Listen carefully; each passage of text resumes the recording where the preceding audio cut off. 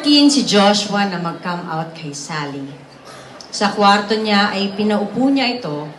Sa kanya sinabi sa boses na nagsisimulang ng pumiyok, "Mami, may pagtatapat ako." "Ano? Na gusto mong maging writer?" "Oho, pero hindi yun. I think I'm gay."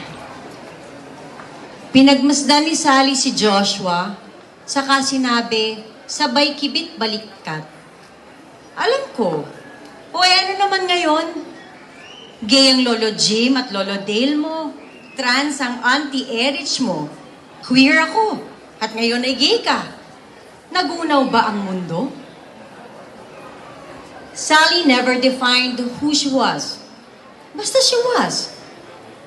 Tubig siyang sumusunod sa hubog at hugis ng kung sino man o anuman na makasex niya. Hindi pa niya alam ang tawag sa mga ito noon, pero years later, malalaman niyang bukod sa mga lesbian at straight, ay nagkarelasyon pala siya sa mga non-binary, asexual, trans men, gender fluid at lahat na yata ng klase. Sa pag-angkin sa ibang katawan, ay parang paulit-ulit niya ring inaangkin ang kanyang sariling katawan. Hindi niya ikinahiya ang kanyang vibrant desire for sex. People found love sa folds ng kanyang maluluwag na damit. Para sa kanya ay walang failed relationship.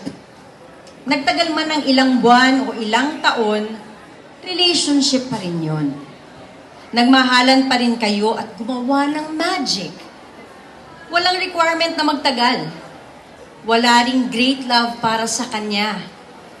Lahat ay great love. Walang nakakalamang. Isang hapon, napanood nila sa TV ang isang feature tungkol sa Home for Golden Gays sa Pasay na itinatag ng movie reporter at city councilor na si Justo Justo. Karamihan ng mga nakatira doon ay matatandang gay na itinakwil ng mga pamilya nila dahil di na sila gaya noong kabataan nila na laging nakakapagbigay ng pera.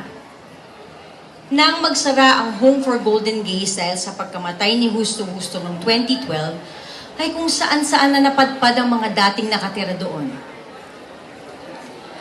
"How sad the way we treat our golden gays," sabi ni Sally. Umuulan noon at napatingin sa labas si Sally.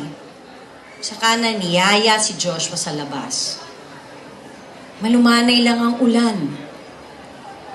Tumingala si Sally at habang nakasahod ang mga kamay ay sinabi, "Ang ulang ito ay para sa mga bakla, para makapagbigay sa kanila ng katahimikan." Sa mga oras na yon, nakaramdam si Joshua ng pagmamahal at pagmamalaki sa ina.